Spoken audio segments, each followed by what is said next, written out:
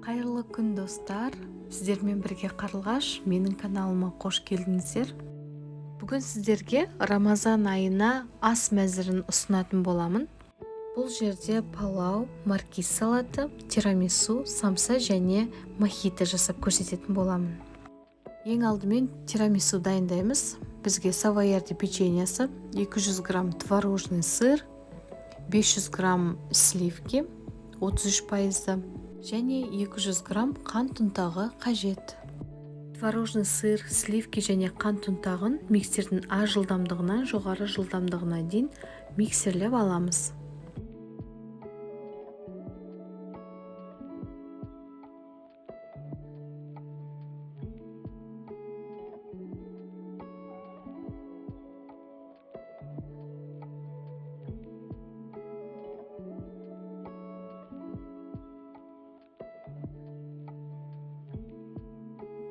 Крем дайын болған соң кондитерлік қапшыққа саламыз. Одан соң печеньеларды кофеге салып, қаз қатарынан осылай видеодағыдай қойып шығасыздар. Тирамисуды үйдегі кез келген ыдыстарға дайындай беруге болады. Тирамису бұл итальяндық десерт, біздің үйдің сүйікті десерті. Мен үнемі жасаймын. Ешқандай қиындығы жоқ. Пісірмейсіздер, күтпейсіздер, бірден жасалынатын десерт, сондықтан да сіздерге де кеңес беремін жасауға.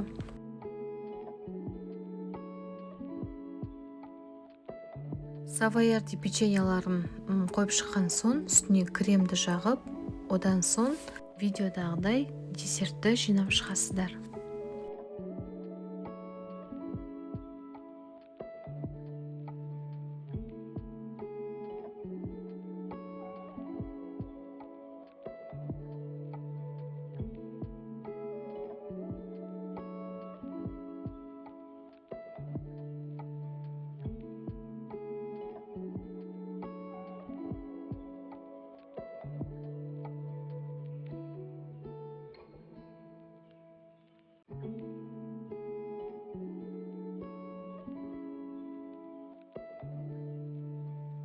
Енді бетіне какао сеуіп, өз қалауыңыз бойынша әртүрлі жемістермен сәндесеңіз болады.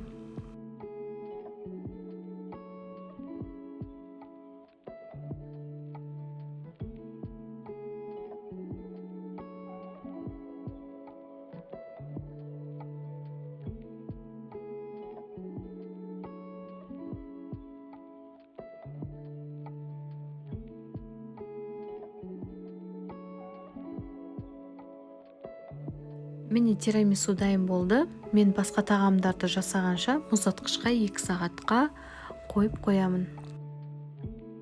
Енді самса дайындаймыз. Қатпарлы қамырды 15-ке бөліп, домалақ қап жайып алдым. Салмасы фарш, пияз, тұз және қара бұрыштан тұрады. Салмасын алдын ала дайындап қойдым. Енді домалақ қап жайып, начинкасын, яғни салмасын салып, самсаның формасына келтіріп, жасап шығамыз. Самсаның формасын әркім әрқалай жасайды. Сондықтан да өз қалауларыңыз бойынша әртүрлі формамен жасасаңыздар болады.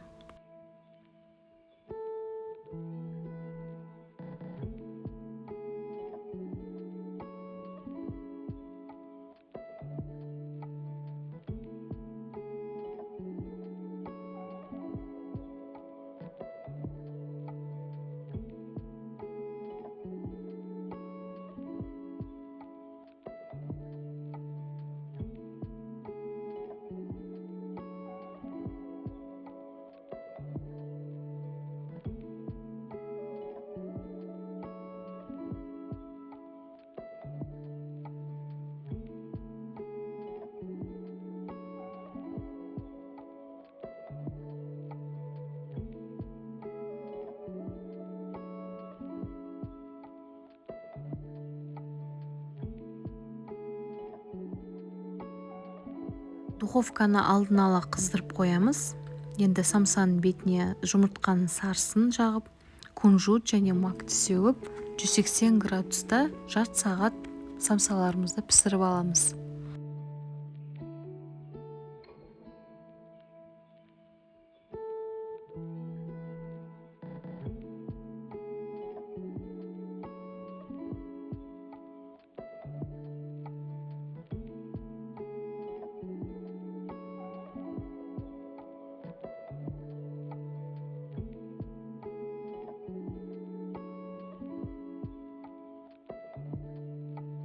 Енді өте оңай әрі дәмді маркиз салатын жасайтын боламыз. Бізге вареный колбаса, майонез жағып шығамыз. Енді қиярды саламыз. Одан соң сәбізден жасалған чим-чим салатын саламыз. Бетіне майонез. Одан соң кукуруза, майонез, фасоль. Жұмыртқаны теркадан өткізіп, одан соң қайттан майонез жағып, теркадан сырды өткізіп, бетіне қойып шығамыз.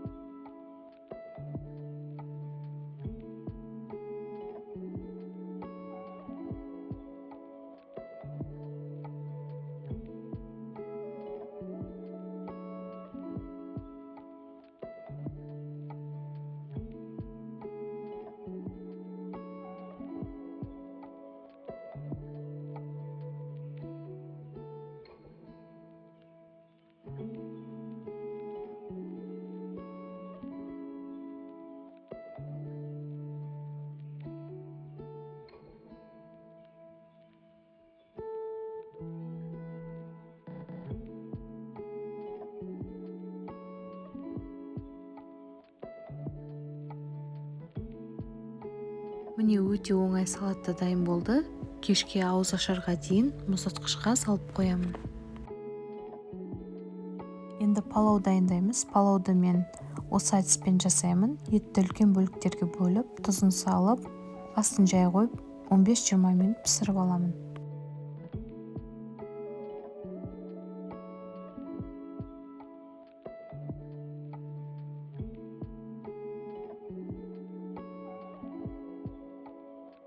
Енді пиязын саламыз, қуырып аламыз. Қуырып болған соң сәбіз салып, сәбізінде кішкене қуырған соң 2 стакан күрішке 3 стакан жылы су құямын. Суы қайнаған соң тұз қосып, барбарис приправасы және куркуманы қосамын. Палау өте дәмді болады.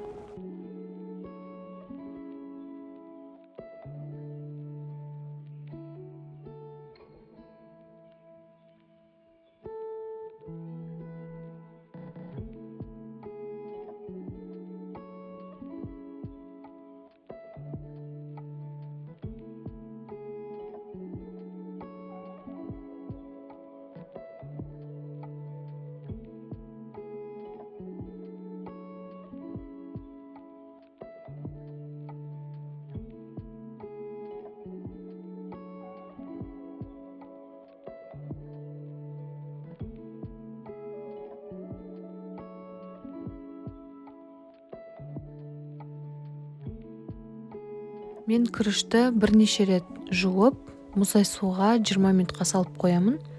Енді күрішімізді тура ортасына салып, бір тегіс қып жайып шығамыз. Енді бір қайнаған күтеміз. Оған 5 минуттай уақыт кетеді. Одан соң күріштердің арасын ашып, астын жай қойып, жарты сағатқа бетін жауып қоямыз.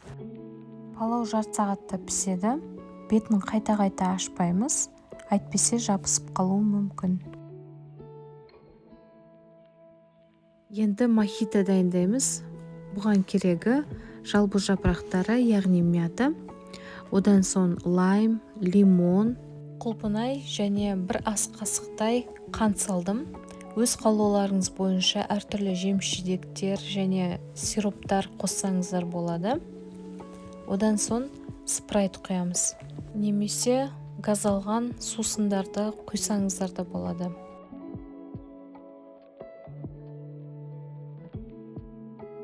Мохитоны үйде дайындаған өте тиімді. әрі өте дәмді сусын. Міндетті түрде жасап көріңіздер.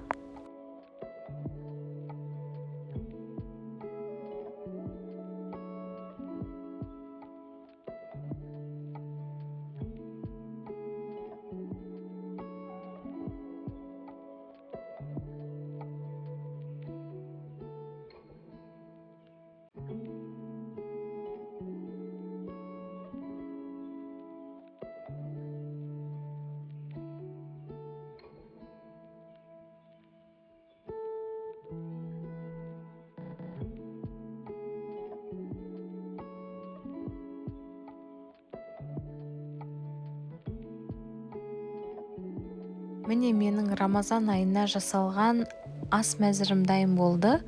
Палау, маркиз салаты, самса, тирамису және мохито дайындадым.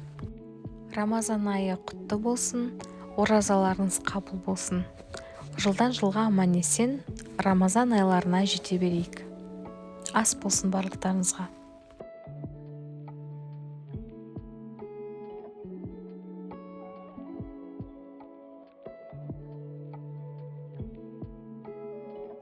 Видеоны соңына дейін көргендеріңізге көп рахмет.